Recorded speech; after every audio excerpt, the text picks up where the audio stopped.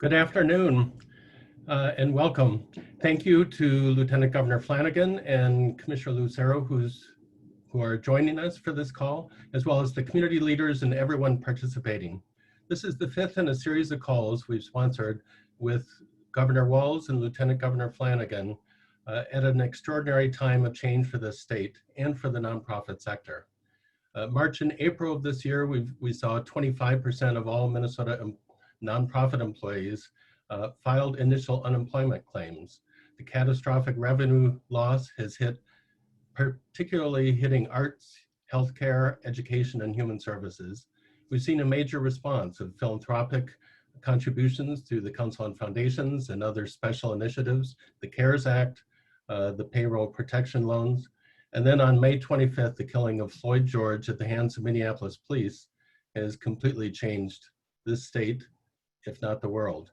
In the wake of George Floyd's murder, we're seeing new and renewed commitments to anti-racism and nonprofit communities. And this call is one way for our sector to collectively educate ourselves from each other, from one another, while continuing to engage policymakers at the highest level. Today is the start of the Minnesota Special Legislative Session. MCN was one of over 30 groups today to endorse the People of Color and Indigenous Caucus of the state legislature's positions on police accountability reforms. MCN is committed to centering racial equity and to building and sustaining relationships that reflect our priorities on equity and justice through a model of shared leadership. We are also committed to being authentic and transparent, recognizing that like many nonprofits, MCN is a white-led, white-dominant organization, and through that lens, there's a lot we don't know and we haven't experienced. There's a lot of unlearning we need to do.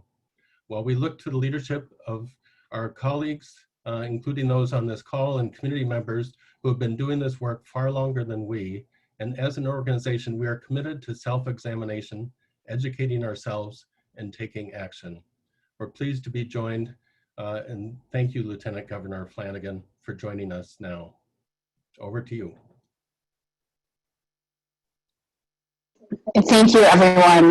And I am navigating literally in this moment, chatting with my kiddo about what she's going to do this afternoon. So excuse me if I'm just a little distracted in this moment. But I'm really grateful to be able to join all of you. And I know that this has been a really important part of our work.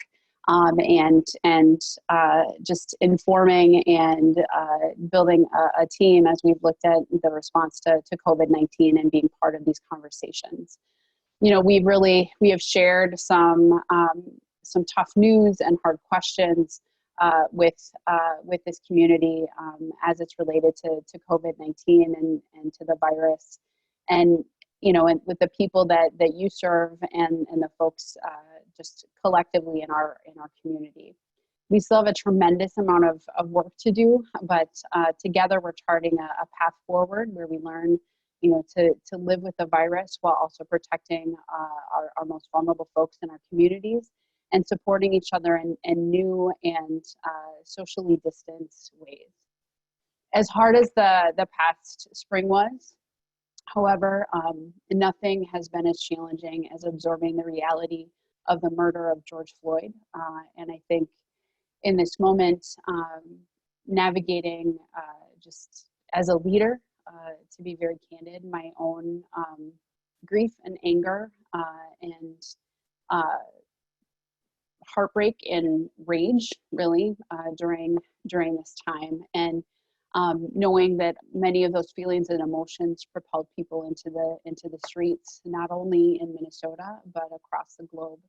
I appreciate being in relationship with all of you and with Marie and Nan and all the members of the Council of Nonprofits as we can build on those meaningful conversations in order to tackle what is in front of us in this moment as we grapple with a murder that was broadcast around the world, the unrest, and really the path forward at this incredibly critical time.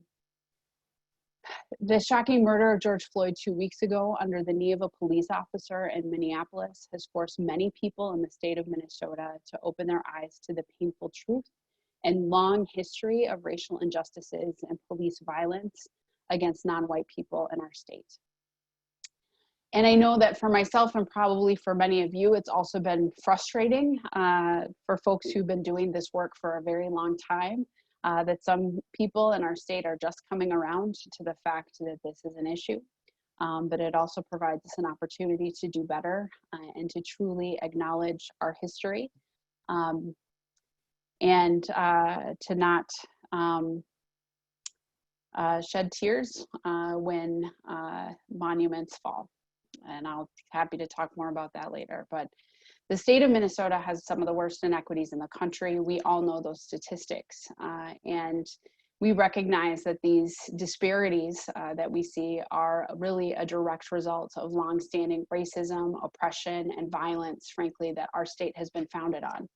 Our Minnesota history is embedded with the violent actions of against non-white people, including the issues leading to the Dakota Uprising, the internment and treatment of the Dakota people at Fort Snelling at Bdote, and the public execution of 38 Dakota men +2. And next week is the anniversary of the lynching of 3 Black men in Duluth. Max Mason was just given a pardon 100 years later. That was voted on just an hour or so ago. But truly, that is just a snapshot of, the many more cases of violence that went unseen or unaddressed. And the history cannot be erased from the conversations that we're having around creating a new normal. But we need to rip things wide open. The governor and I listened to those impacted by the tragedy and heartbreak of the last 2 weeks, and emphasize that we need to get something accomplished to help folks who suffer trauma at the hands of police officers, to business owners who are struggling to recover from the destruction, and our community as a whole, who is left to reconcile with the events that unfolded since Memorial Day. You've heard me say getting back to normal isn't an option either, and normal wasn't working for Black folks, Indigenous folks, immigrants, refugees, people of color, all across the state. And now we have an opportunity and responsibility to rebuild, not replace, rebuild our neighborhoods and businesses and an economy that can be really inclusive of folks. And that's why we've called the legislature back to special session. And I'm grateful, John, to hear that you have endorsed the People of Color and Indigenous Caucus list of priorities around police reform and accountability.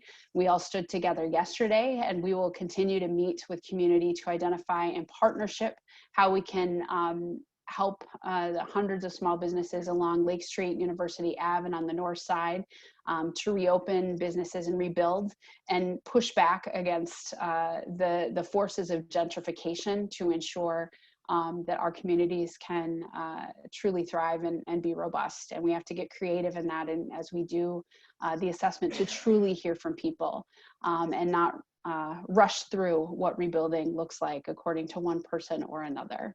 I know that you're all on this call today because you're committed to creating a more equitable future and making these changes to eradicate racism and finally tell the truth in the state of Minnesota. We're not going to Minnesota nice our way through this.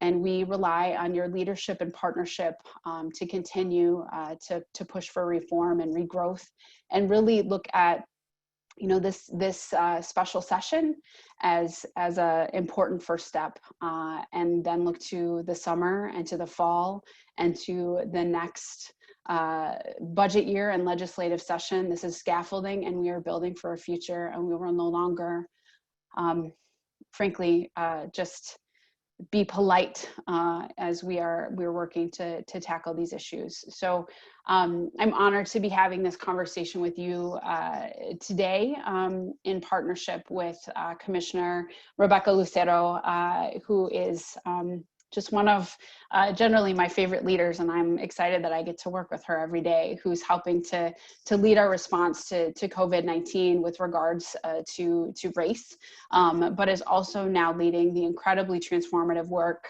with the Minneapolis Police Department, and filed the charge of discrimination. And we are using the tools in our toolbox as the executive branch to push, and she has been just at the forefront of that, leading the way. So I'm excited that you'll be able to hear from her directly as well. So I'll turn it over to her now, and then look forward to an opportunity to have a bit of a dialogue when she's done. So thanks, John, and thank everybody for being here. Hello, hi everyone. It's good to be here. Hi, John.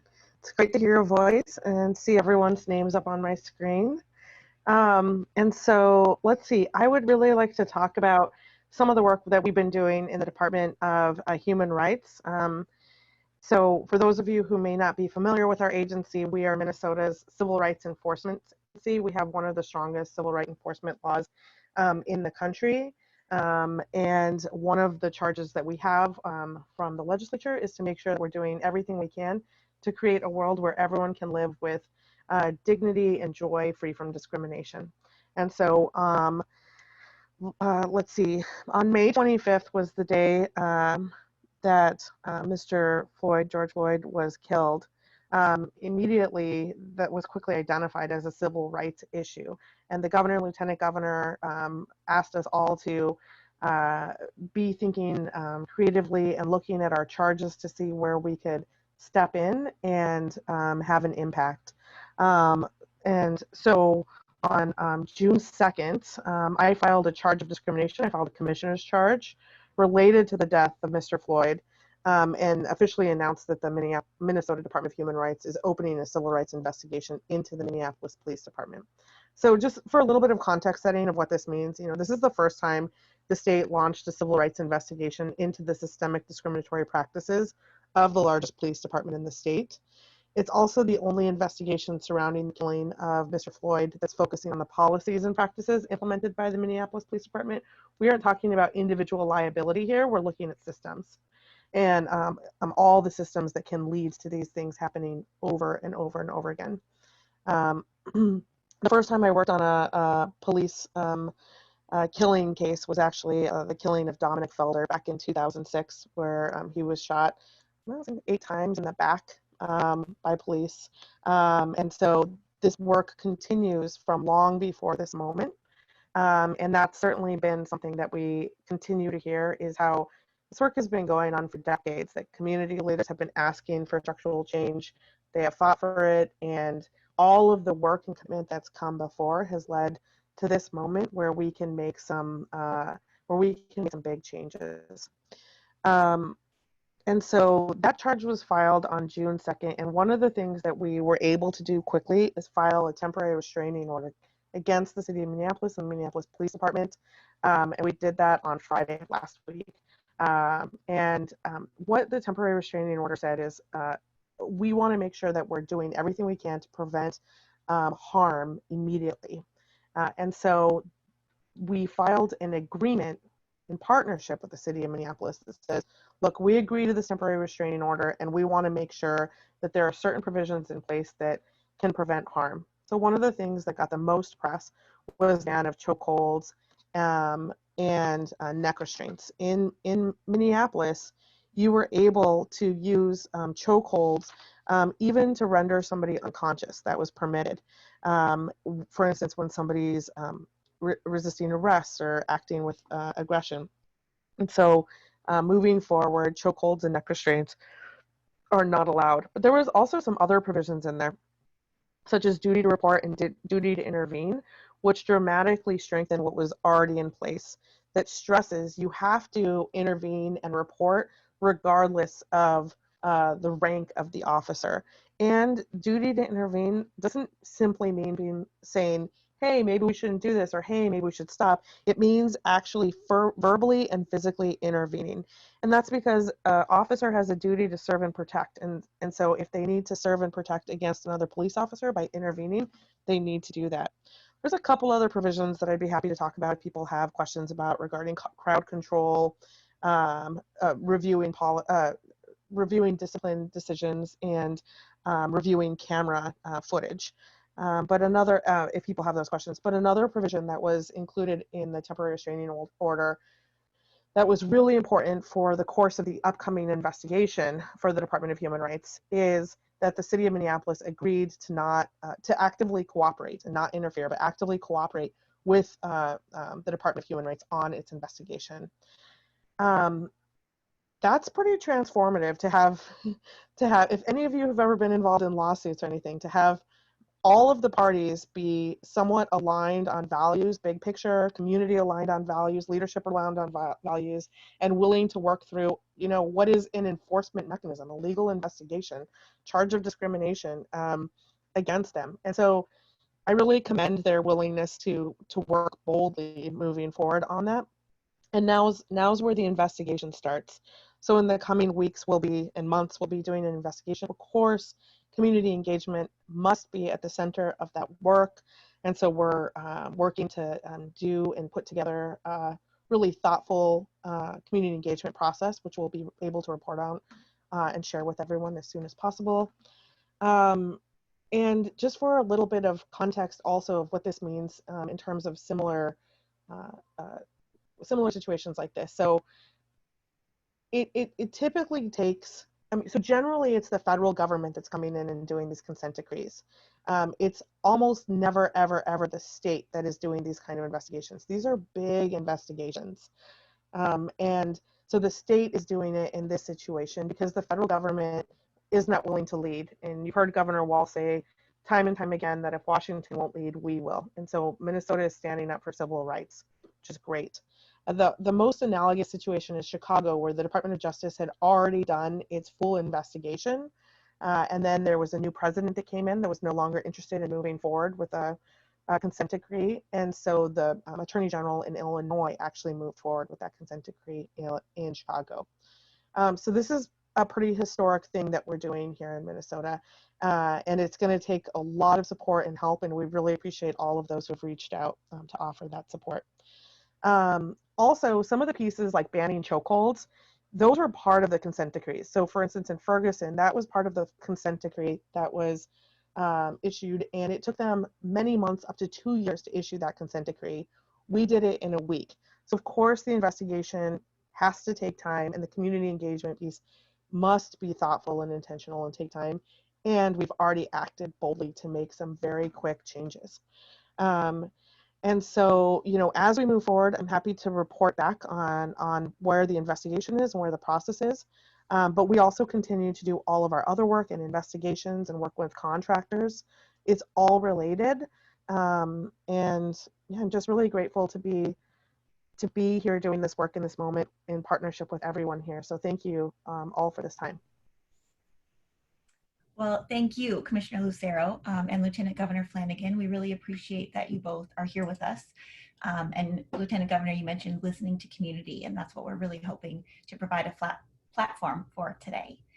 I am Marie Ellis. I'm the Public Policy Director at the Minnesota Council of Nonprofits. I think we all know that it's time, and it is well past time, to confront anti-Blackness in our communities, in our nonprofit organizations, and in ourselves. I am not the right person to be leading that conversation, but I am very grateful to be able to participate in it.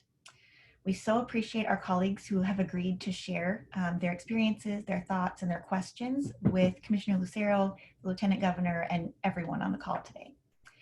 I do want to acknowledge that with the short turnaround time for this call, we of course weren't able to represent all of the voices who should be centered in this conversation, and we wouldn't be able to do that in 1 hour anyway. There are nonprofit organizations all over the state who have been working to advance racial equity in Minnesota for a long time, and those who are renewing their commitment to do so. And it is our strong intent and hope at MCN that we can support and really further that work.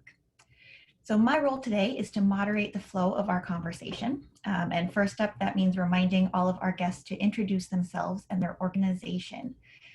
Eunice, you are up first, and I'll just mention while while they're unmuting themselves that they are joining us by phone today. So if you can't see Eunice, there's nothing wrong with your computer. If you can, there probably is something wrong because they're joining by phone.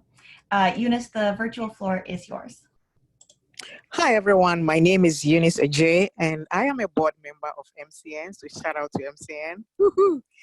And I'm also part of the Juga Leadership Program, and I've also been working with Rebecca because I'm the chair for our Regional Human Rights Commission here in St. Cloud. So thank you for allowing me to share my voice and some experiences that we have had working with our police department here. I think I'll leave it as that. I'm not sure whether you wanted me to say more. I think we're just doing introductions for now, right? What was that, Eunice? I said we're just doing introductions for now, right? Is that right? Oh, nope, the floor is yours. Not just Oh, introductions. oh, okay. So I said a shout out to MCN, and I'm grateful that we are having this opportunity to share our voices and our experiences, in light of everything that is going on. It's frustrating, it's challenging, even though with respect to COVID-19 also in our midst. I just want to say that I appreciate the fact that our Lieutenant Flanagan and also our Commissioner Rebecca are on the call. And I like what you share that you are now engaging community because it's very good to work with community and also in partnership with community. And also, you've also recognized that this work takes time. We cannot rush it. So we really have to be careful on what we do. And you also recognize that we need more voices, at the table.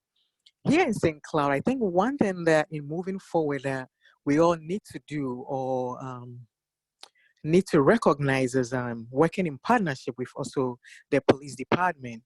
In St. Cloud, we have a police community agreement, which has really, really helped us, in working with the police. So what we did was we brought a lot of minority organizations to the table to actually have a conversation with the police department as to what we needed from them and also what they needed from us. So it was it was a very good dialogue, and it was candid, and it was also very authentic. And we didn't do this just in 1 year. It took a lot of time and a lot of years. And now that we do have the agreement, every year we revisit it, have a meeting to make sure that what we implemented, we are doing it. And if there are any changes that we really want on the agreement, we do that.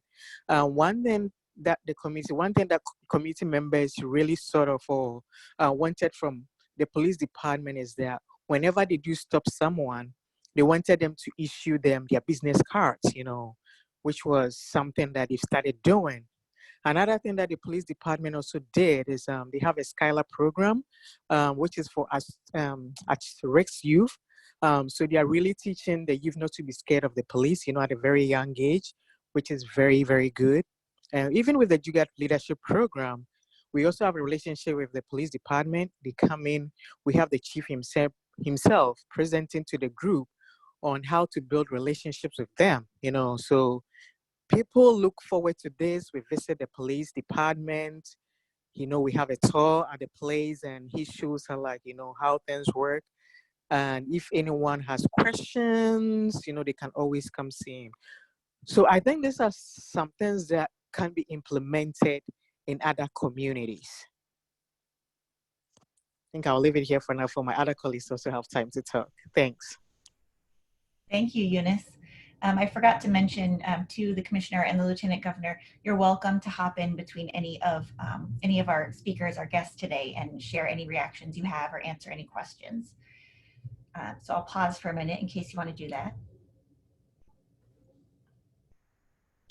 Marie, I would just say thank you. Eunice, thank you so much. And I think that's, as we're looking at the People of Color and Indigenous Caucus priorities around police reform and accountability, being able to share models that work, I think is really key.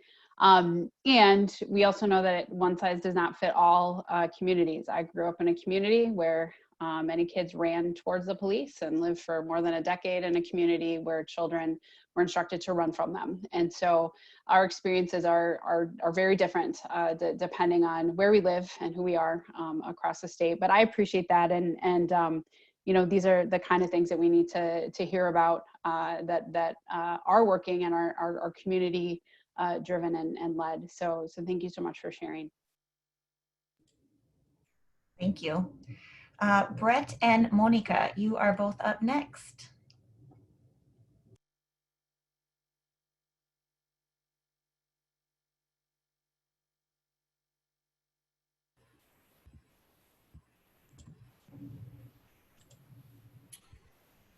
Hi, everybody. My name is Brett Grant, and I'm with Voices for Racial Justice. And thank you, Lieutenant Governor Flanagan and Commissioner Lucero for being here. And thank you, MCN, for hosting this conversation. We have two questions. I'm going to start it off, and my colleague, Monica Hurtado, will follow. So the first question is, in addition to police accountability and reform, the Waltz Flanagan administration has said that one of your special session priorities is building a stronger, more equitable economy. Voices for Racial Justice belongs to a number of coalitions that work with organizers in the Twin Cities and in Greater Minnesota. One question we are being asked is, what are your plans to identify and support the projects in the Twin Cities and in Greater Minnesota that are equity and bonding projects? For example, we're being asked about businesses and buildings run by people of color that were recently destroyed in South Minneapolis, North Minneapolis, and St. Paul. There are also projects in Worthington and in other parts of Greater Minnesota with racial equity at the core that are being led by people of color. And in asking this question, I'm thinking about the governor and lieutenant governor's local jobs and projects plan, which commits to invest in projects and initiatives throughout the state from community-based organizations that are led by and serve communities of color and American Indians. So the next question is from Monica Hurtado. Should I go ahead, or do you want to comment? Sure, I can jump in if that's okay. That's hi Brett. It's it's good to see you virtually. You too. So I'm really grateful that we had an opportunity to have a conversation before we couldn't be in the same room together early on in the session as we talked about equity and bonding. We are still moving our 30 million specifically for organizations led by and for people of color.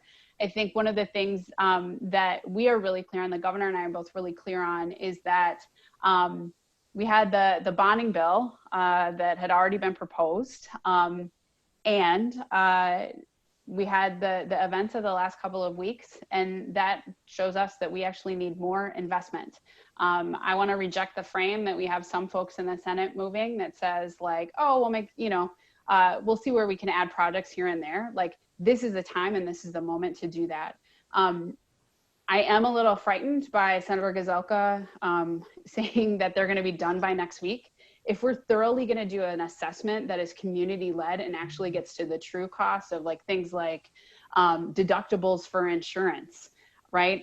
For some of the business owners that the governor talked to last week, they're like, listen, if I had like $10,000 to help with that deductible, I'm good. Like, I can get there. For other folks, they're going to need more help, but we don't know until we have some of these conversations. So we're doing some of those conversations through DEED directly with those business owners. But I would also ask if it's all right that we also work in partnership with Voices for Racial Justice to help facilitate some of those conversations, so that we can move a package that's that is from the community. Because right now, if you want to wrap it up by next week with the bonding bill, that tells me you don't have a process in place that's truly listening to the folks who are impacted.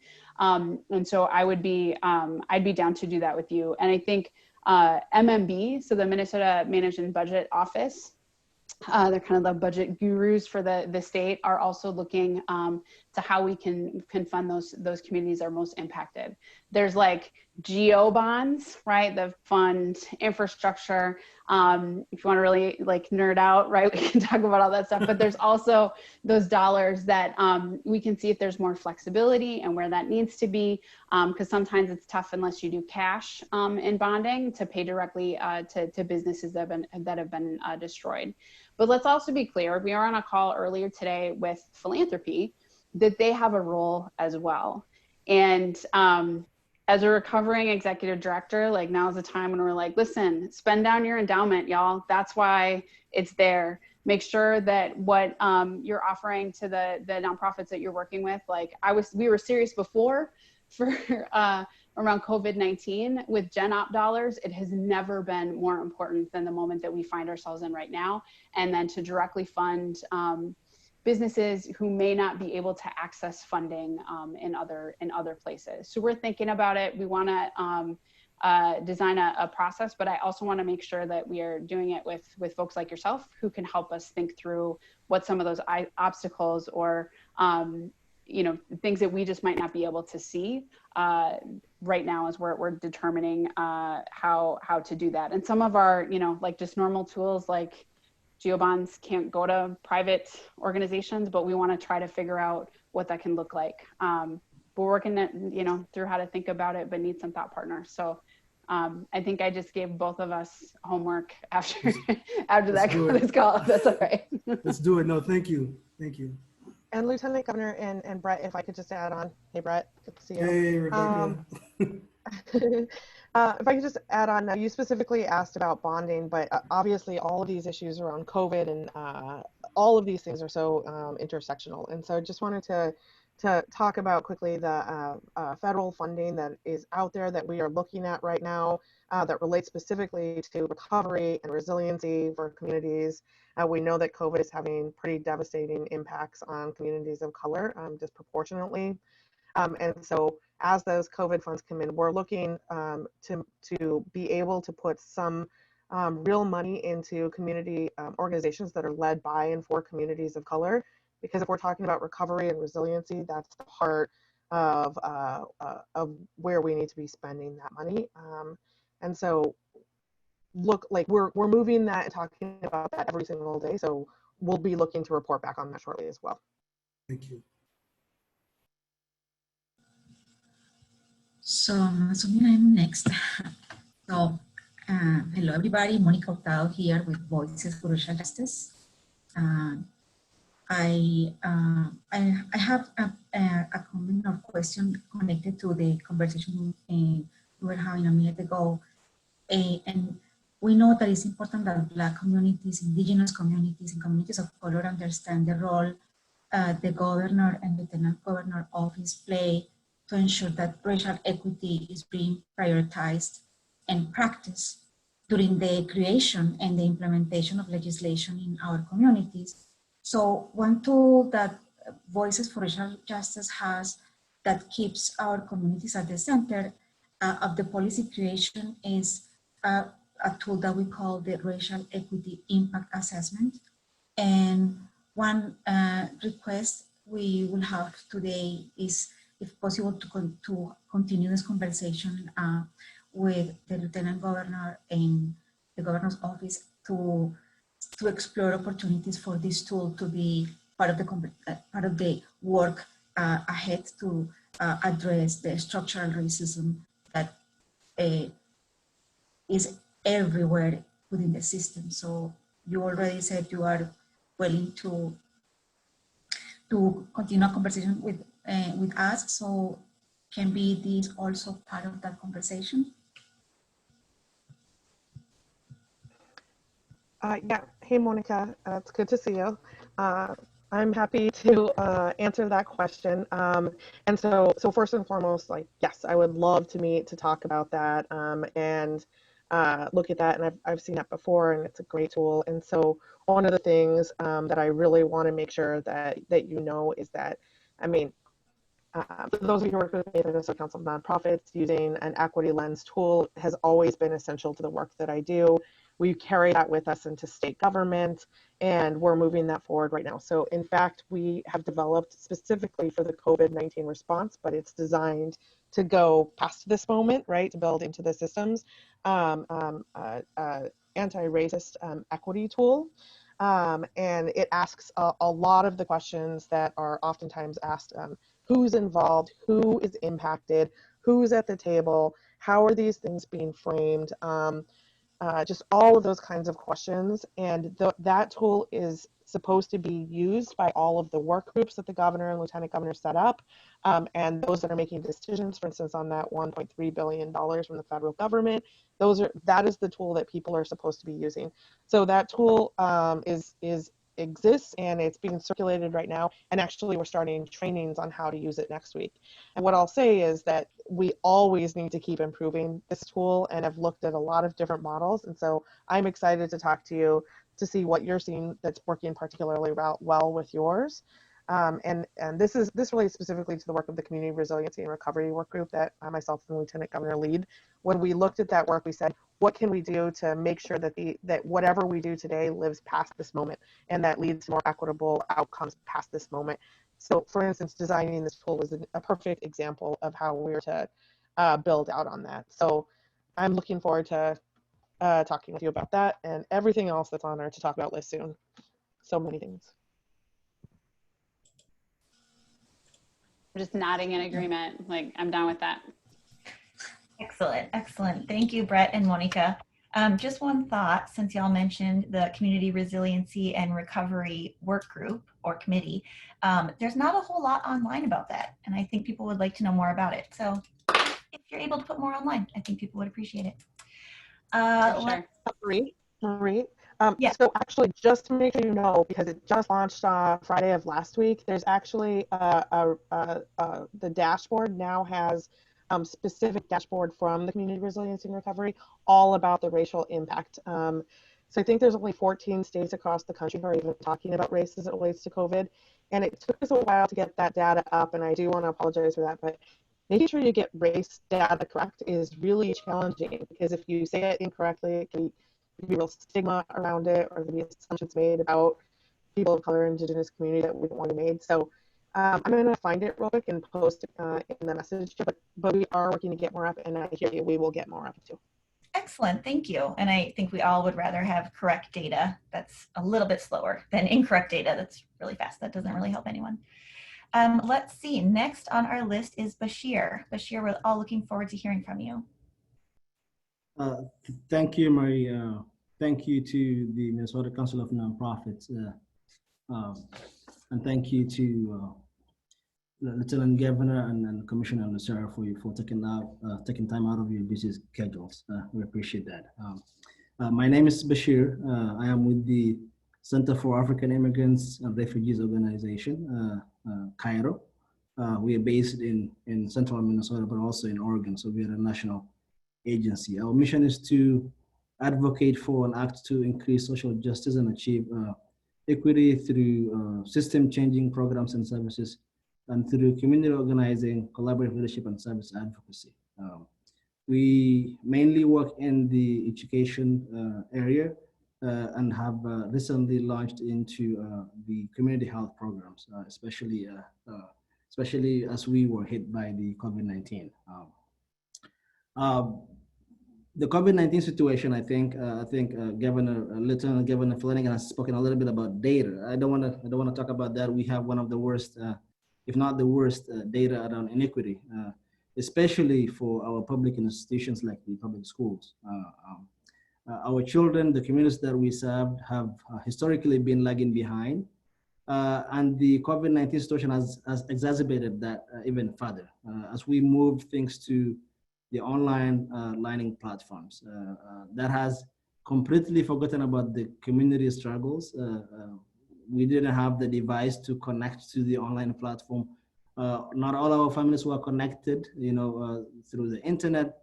Even for those few who had the internet and the devices, did not know how to connect the two. And the worst thing, we do not work with a household of two people or three people. Our households are on average 6 to 7 people in 3 bedrooms. And so housing was also an issue, and it has become visible to the schools.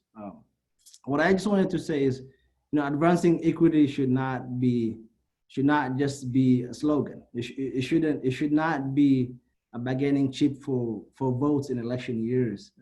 It should be a call from the heart. And I think a lot of people are looking up to the leaders of color to advance that. And quite honestly, as a person, I do not believe that this should be a struggle for only people of color or indigenous communities. This should be a battle for all of us, not just the Black community or the Latino community or any other minoritized community.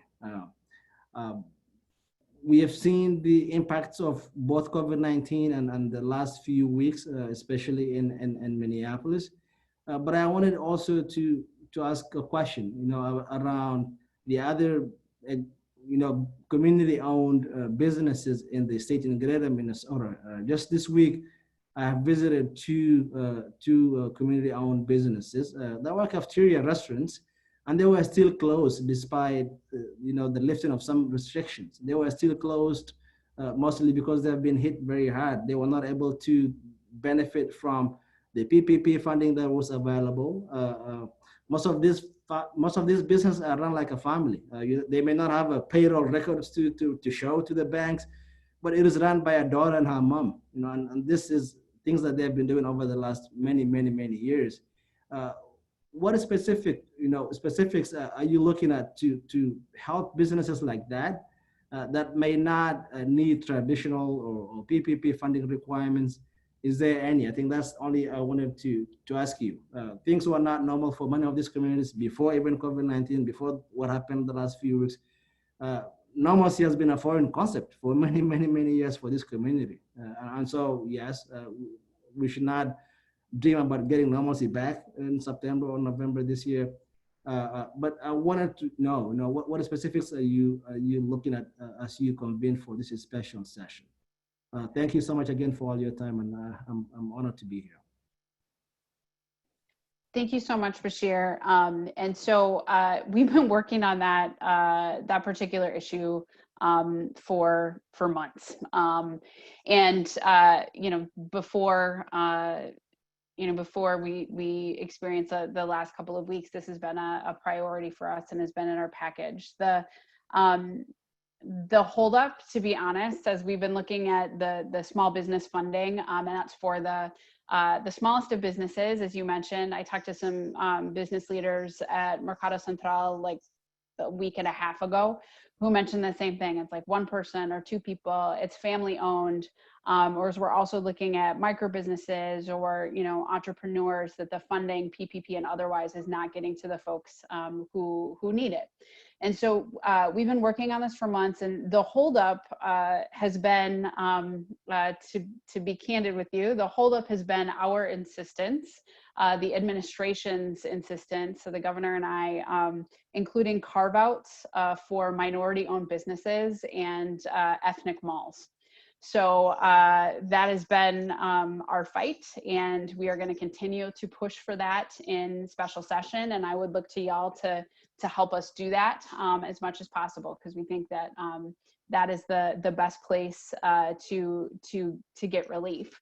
The other thing that I would just mention, and we can go ahead. I'll have Dominic send some of that information to the rest of the folks, to Marie, who can get it out just with regards to that legislation. And we just need to hear from folks, especially people who are business owners, about just the need for that in particular. The other thing I just mentioned, as you talked about, distance learning, which has been tremendously hard for so many folks across the state.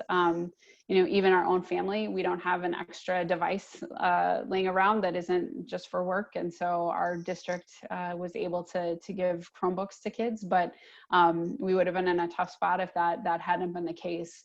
We're actively looking at what needs to happen in the fall, and how, we talk about the summer slide, but there certainly is also the COVID slide in this moment, and are trying to figure out how to get kids back safely, and just know that a lot of our kiddos were already behind because of the systemic racism that already exists in our educational system, and then we absolutely need to do more as we look into the fall. I don't have all those answers right now, but it's certainly what we need. I just got a note from one of my staff members, though, that the small business dollars might actually pass today. So now would be the time to call your legislator and ask them to vote for that. But that is one of the pieces in the holdup right now. I don't know, Commissioner, if you have anything that you want to add to that particular question. Yeah, thank you so much for that question. I appreciate it. I just wanted to share one of the data pieces that we're looking at. around distance learning, and I'll just give a specific example about what happened in Brooklyn Center. So Brooklyn Center is 85% free and reduced lunch, proportionally very high rates of POCI folks. And when the pandemic started in March, 80% of the students there had internet, and 72% had devices. And now 92% have stable internet, and nearly 100% have devices. And so there are many moving pieces that have to go into this, because of course, even if you have devices and if you have internet, it is incredibly challenging. It's been really good to see some very clear examples of real movement that will again live past this moment, that now internet is something that is achievable for almost every family in Brooklyn Center is phenomenal. And so we're going to continue to work on this, but it's something that we see deeply impacting all kids and having a disproportionate impact on students of color and Indigenous students. And so we've been laser focused on this issue, and I'm happy to see some of the results that we've already achieved. Thank you. I have a couple notes before we hear from Sarah next. First of all, a lot of you have been putting questions in the chat, which is fantastic, but we won't have time to get to all of those questions today. We will, however, send a copy of the chat to the Lieutenant Governor and the Commissioner so that they're able to see what your questions were, at least. And we have 3 speakers left and 8 minutes.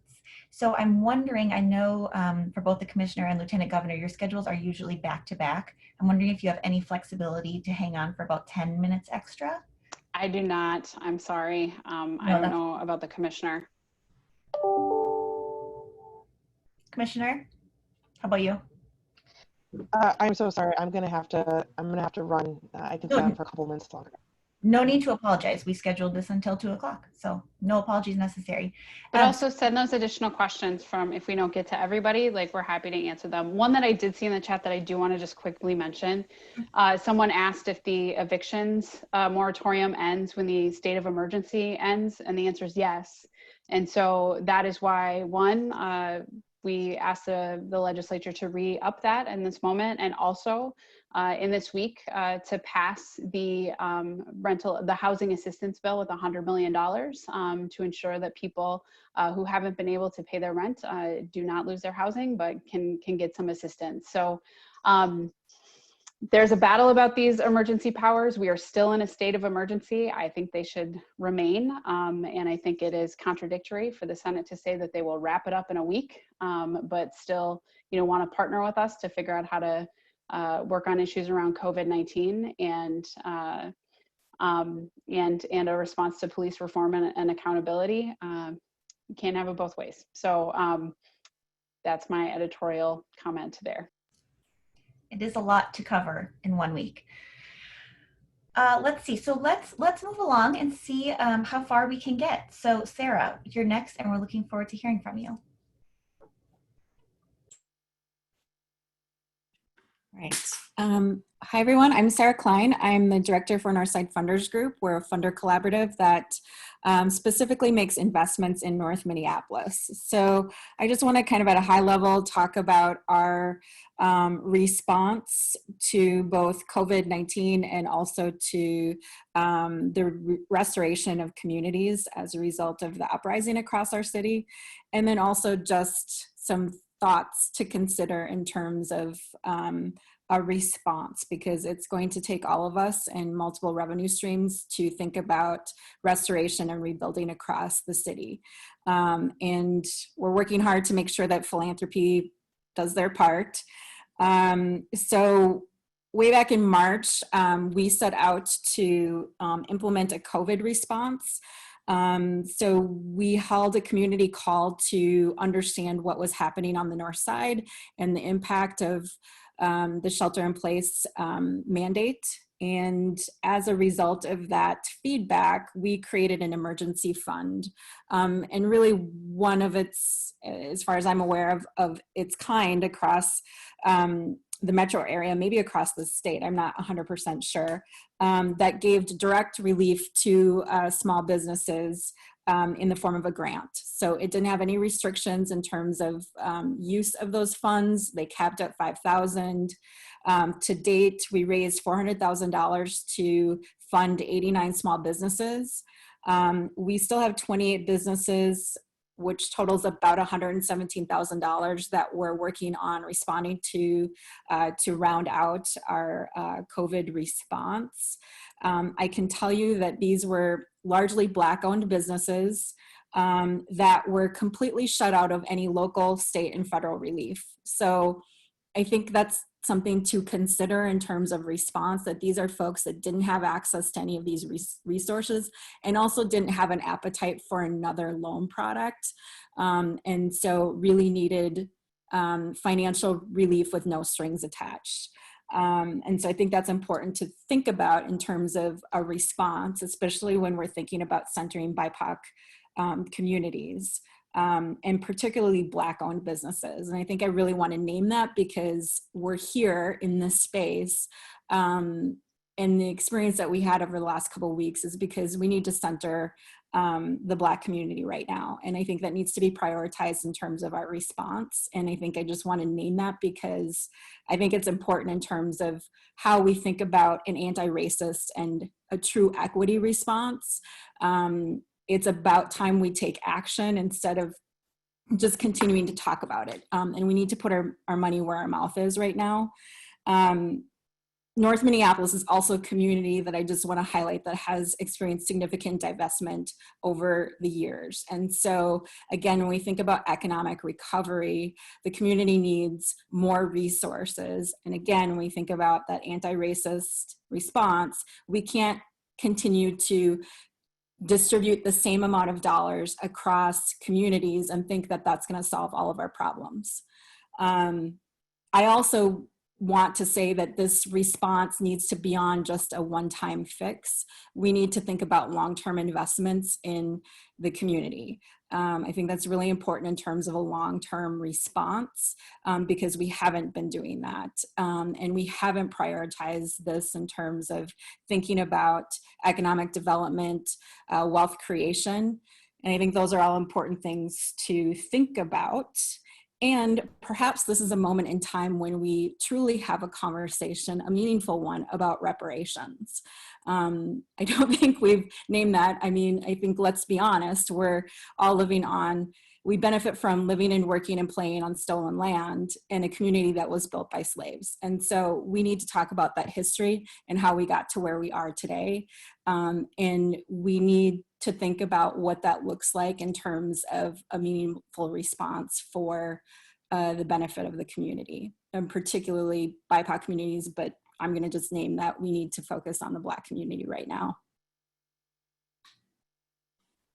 Awesome, Sarah. Thank you. And the latest conversation around reparations from the legislature was Senator Thomasoni saying that reparations should be paid by the people who took down the Columbus statue. I don't think that's the kind of reparations that we're interested in talking about. So I'm totally down with what you're talking about, and we should continue this conversation, and I agree with you.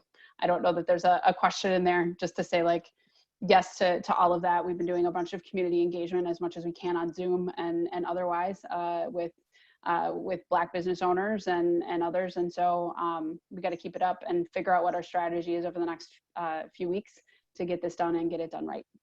And then think about into the summer and the fall and the next budget year, what does this look like for realsies? For realsies.